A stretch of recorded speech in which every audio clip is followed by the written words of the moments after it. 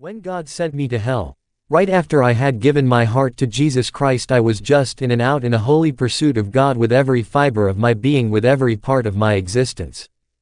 Just as a young man, I was seeking God. I had nothing else to seek. I had nothing else to live for, I had nothing else to want. So I was going after God. And in the midst of that time, I saw people getting saved, healed, delivered, casting out devils. I just saw God do so many wonderful things. And I would get together usually almost every night with some of the guys that the Lord allowed me to win to the Lord, and we would have a Bible study or we would pray. And one night I came back to my barracks and a good friend of mine, African American brother by the name of Willie Wine. We got together to pray. Well, right outside of our barracks was what we call the common area, where there was a bunch of guys in our battalion that had gotten together to have a party.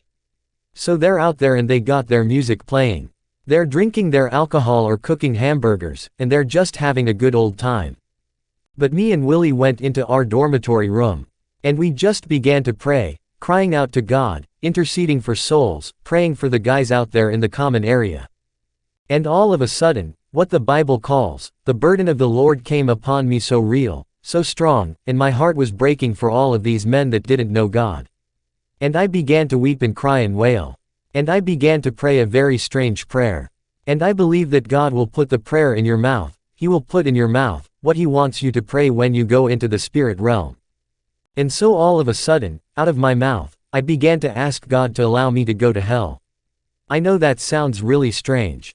But I said, Lord, let me experience the realities of hell, that I can have compassion on those who are going there. And I'm praying this strange prayer when all of a sudden the whole room that I was in was filled with gross darkness. Now I'm telling you, to me, it was physical, is literal.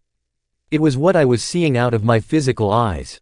It went black, the whole room, it was a thick blackness, everything disappeared, it was totally black.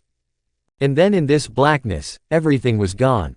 I could not hear the guys out there having their party. I couldn't hear the music, everything went totally dead. Still, I could not hear anything. And there was this tremendous blackness. And I didn't even see Willie Wine, although he was in the same room with me. And all of a sudden in this blackness, an earthquake hit that room. Now, at that moment, I didn't realize it was a spiritual experience, because I was located in Adak, Alaska, and I can't give you all the fine details of what I went through, because this thing went on for about 2.5 hours. So I'm going to very briefly share with you what happened.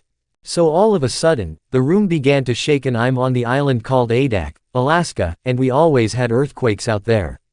We're out there in the Bering Sea. It was an anti-submarine missile nuclear base. They never really told us what they did there. But we knew it was top secret. And so the room began to shake. Now as this is happening, the lights went out. But Willie Wine is no longer there. I'm in this room alone. And the room is beginning to shake violently, very violently. And in this earthquake is growing in intensity to where all of a sudden stuff is falling off the walls. The bed is beginning to bounce, I'm hardly being able to stand up. And all of a sudden, I'm telling you, it got so violent, I'm on the floor, and I'm being tossed to and fro. And all of a sudden, there was this terrible screeching sound. And as I related to you, it's hard for me too, because it was so real. Even though it was 38 years ago, it was like yesterday. The floor of that room began to literally be ripped open. The floor began to rip open. And I'm here, and all of a sudden, it's like it becomes like a drain. We're in a bathtub and things are falling, and this rip in the floor begins. It tore open and all of a sudden stuff is falling down into this whole wall. It's like the whole room is beginning to be dumped into this hole. And I remember to this day, my heart was filled with tremendous spirit. It was not a demonic fear. It's just that my heart was filled with fear because I'm headed for this hole in the floor. And I'm grabbing a hold of my bed. I'm grabbing hold and I'm falling and I finally got to the edge of this bed, or the edge of this hole that was in my way. I fell backward like you would off of a ladder. Now as I'm falling into this hole, I'm going past wires and cables, because to me, it was not a spiritual experience. It was physical, it was real. So I'm falling back into this hole. And as I'm falling back in this hole, I'm going past the girders and the wires and all of the foundation of the building, I'm falling down this hole. Now as I'm falling down this hole, I guess it would be about 3 feet wide in the circular sense. And it just went straight down and I'm falling down this hole, and all of a sudden, I left the construction of the building and the wires and the cables. And now I'm into this black hole. And I remember falling down this black hole. And as I'm falling down this black hole, I'm spinning, I'm hitting a wall, and my fingers were grabbing like the sides of this wall trying to stop my descent. And I'm ripping my fingers up. And I'm just screaming out, and I'm falling down this hole. Now, as I'm falling down this hole, it seemed like it was a never-ending hole. And to me, it's physical, literal, if you could put yourself in my place. So I'm falling down this hole, I'm falling down this hole. I'm trying to stop my descent. I'm falling, I'm falling, I'm falling. It seems like I'm falling forever. It's like a nightmare I can't get out of, but it's physical. It's real. And I'm falling and I'm falling and I'm falling, and I'm falling and I'm falling. And as I'm falling, all of a sudden, I began to breathe this terrible air. It smelled like sulfur. And it's in this hole, then I'm falling down. In the end, I could look up and I could see the light where I fell way above me.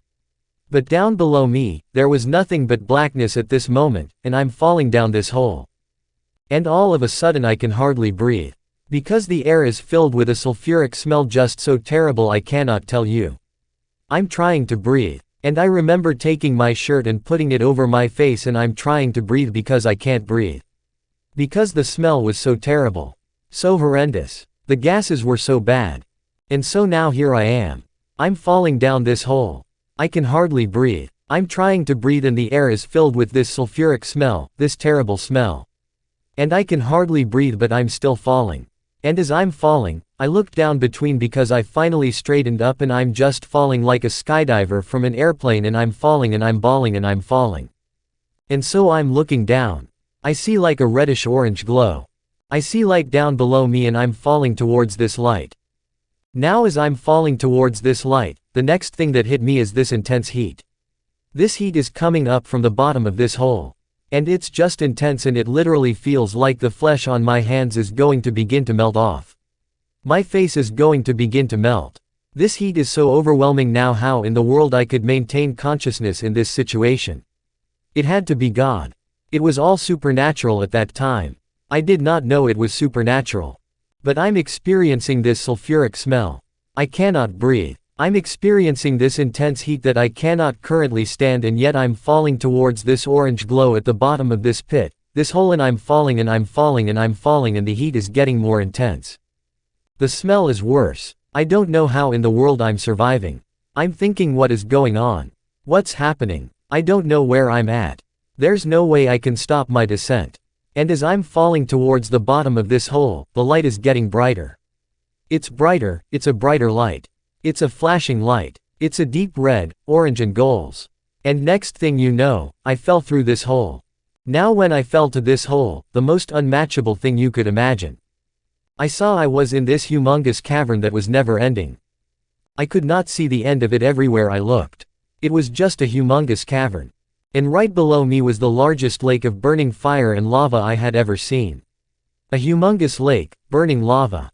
Just everywhere I looked in, it wasn't just a lake of lava that was laying there calm, but it was violent like tornadoes, because there were miniature hurricanes or tornadoes whipping across the whole area, whichever direction I'm looking down. In the natural, it seemed like I was like 5,000 feet above this never-ending lake of lava. And I'm looking, and there are whirlwinds of tornadoes of intense heat and flame swirling across this lake. And there are explosions happening everywhere, just fountains of this lava exploding 1,000s of feet in the air, and they're exploding everywhere. And now I'm really losing it, because here I could hardly breathe the heat. Now the heat is even more intense than before. And I see this humongous never-ending lake of fire. I cannot describe to you the horror that filled my heart, the fear that filled my heart, and I couldn't breathe. The heat was overwhelming beyond what you can imagine. And I'm watching these explosions of lava shooting up into the air and coming back down in. The whole thing was like a violent ocean.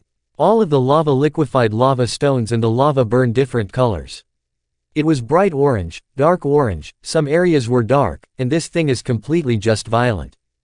The whole thing is this erupting, and it's underneath me about 5,000 feet now at some, and that's the time I didn't realize it was hell. I didn't know what it was. I couldn't imagine what happened to me because I'm in my barracks. Next thing, the floor rips open. And I fall through this hole. And I find myself in this cavern. I did not have any fear of going to hell. I didn't have any fear of going to hell because I knew my heart was right with God. I didn't know what hell was like, but I'm falling now towards this humongous lake of burning, churning, bubbling, boiling, raging lava.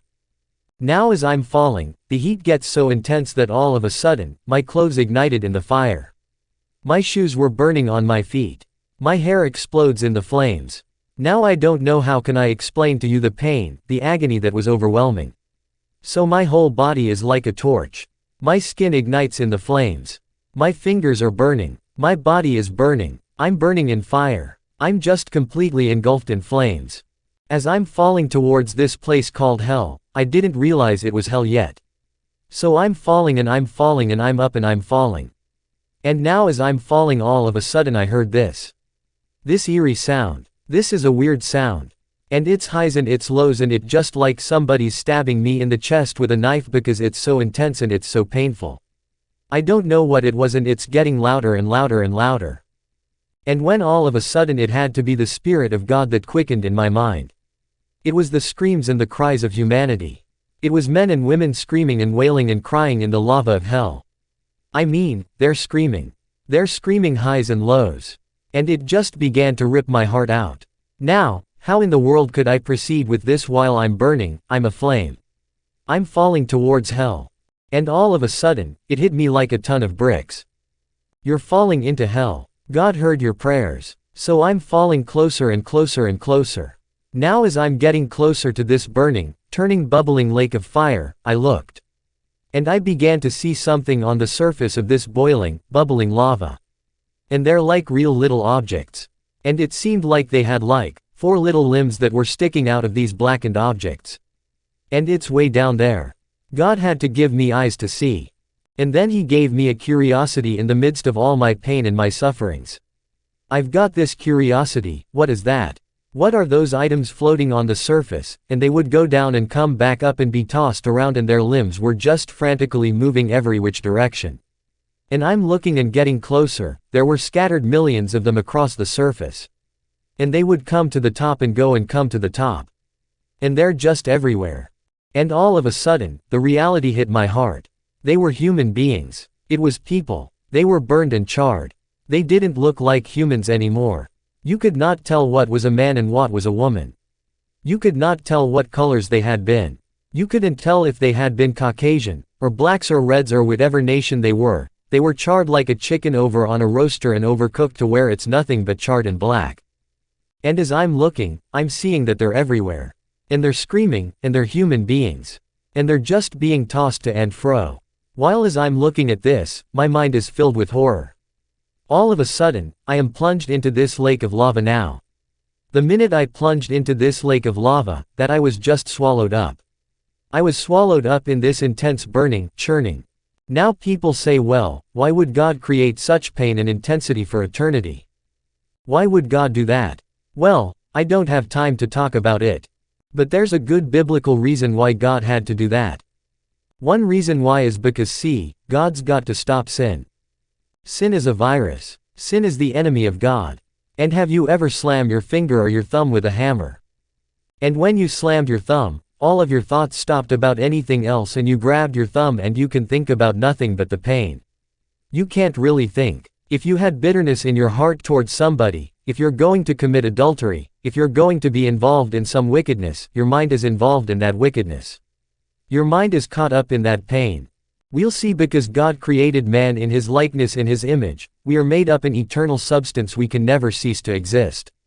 So where is God gonna put corrupted, contaminated, polluted, sin-filled man, where's He gonna put them?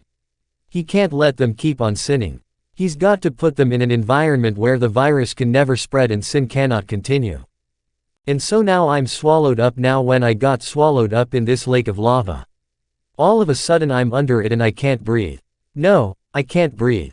I'm trying to suck air in. But there is no air. And yet I'm not dying. I am burning with instantaneous heat. But I'm not dying. Oh, my eyes feel like they're being burned out on my socket, but I don't stop seeing. So here I am. I'm swallowed up in this absolute misery, complete misery, and I go down to the depths of this lava. And I can feel the currents pulling me and turning me and twisting me like these other people that were being tossed to and fro, millions and millions of people, billions of people. And the next thing I would come to the surface, it will toss me up and then suck me back down. And so this pain seemed to be never ending, and this experience was over 2 hours long. So I'm being tossed to and fro. And in the midst of all of this pain, all of this agony, there's this overwhelming desire for water.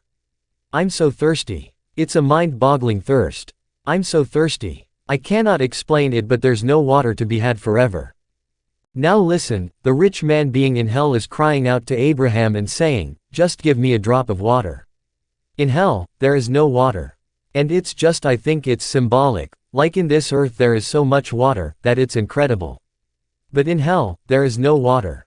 I think it's like the mercy of God in hell. There is no mercy, and how there is no forgiveness, and how you'll never get another chance to repent.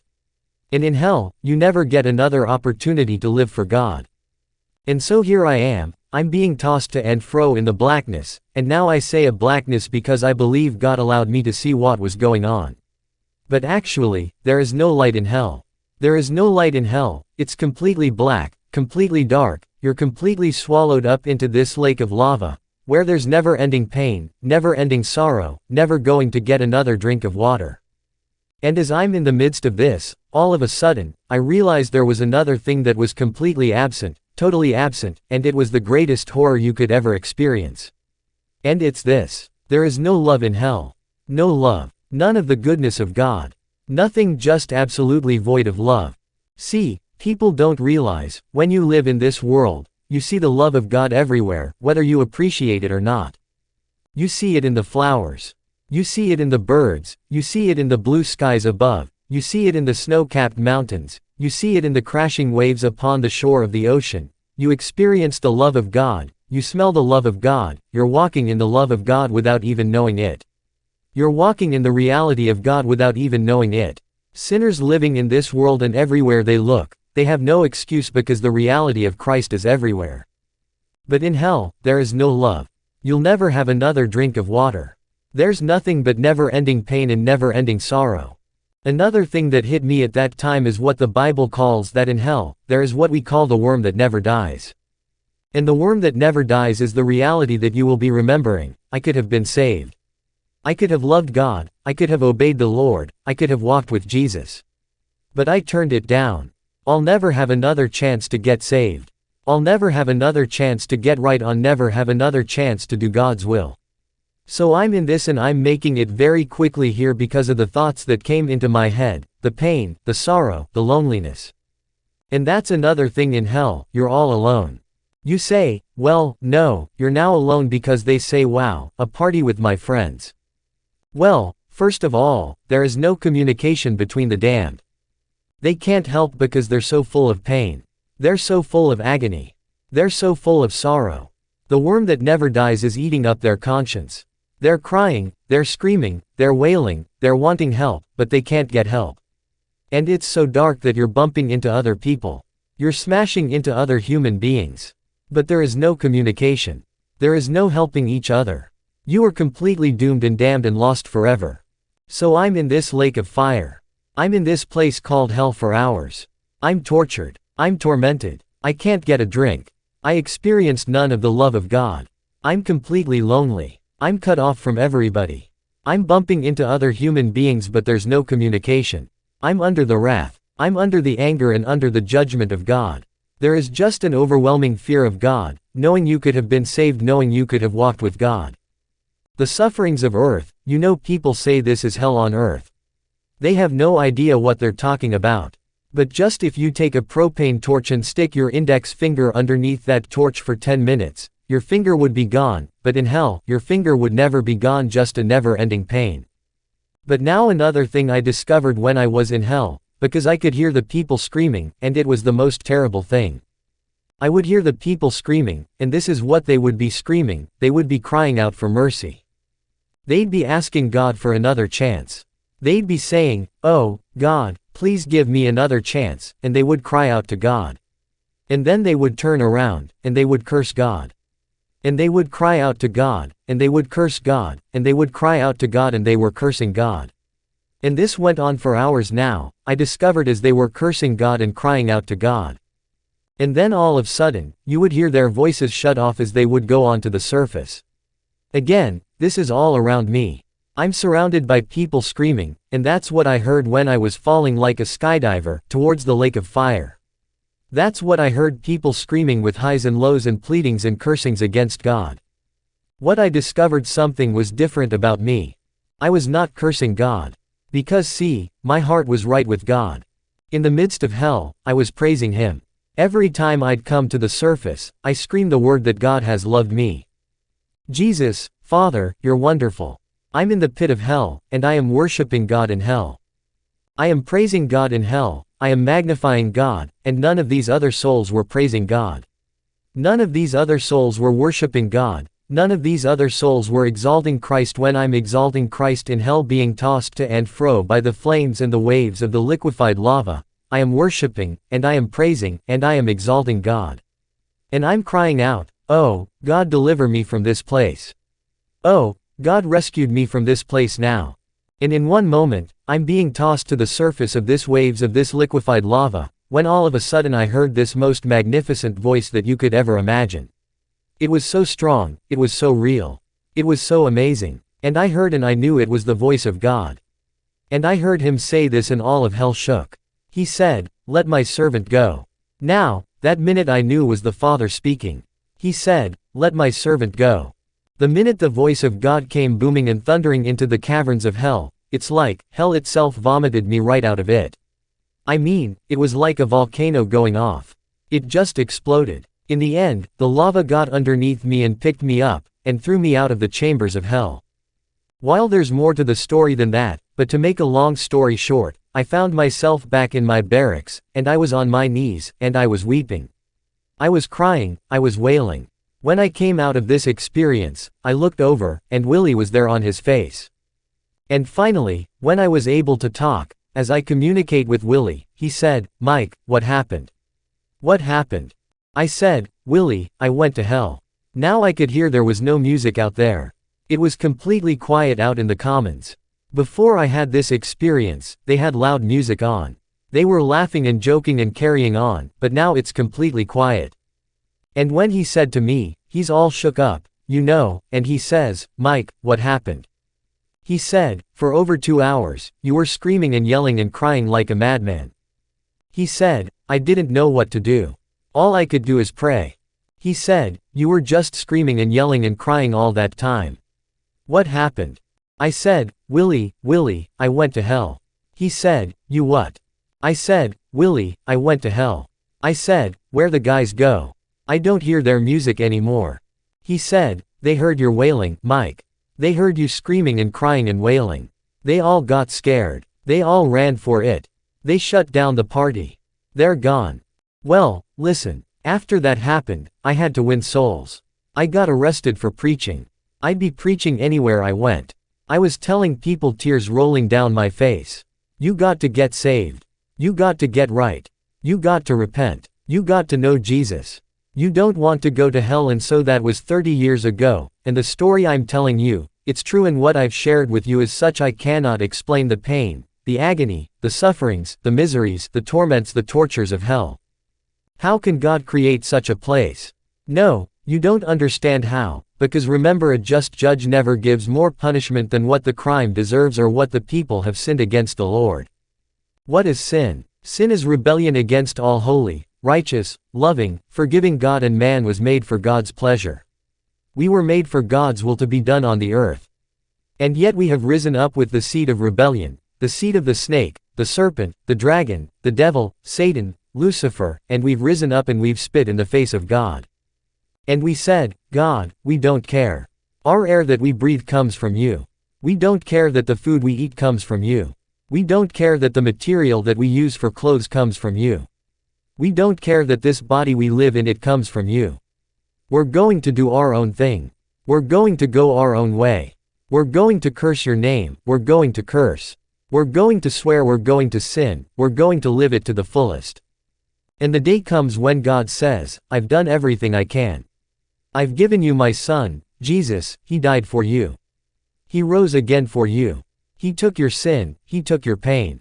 See, Christ went to hell. The Bible says his soul went to hell. And David wrote about, he said, "Thou did not allow my soul to remain in hell, and Christ died for you, don't have to go there. He took your punishment." Hell could not hold on to Christ, because there was no sin in his heart. Hell could not hold on to me because I was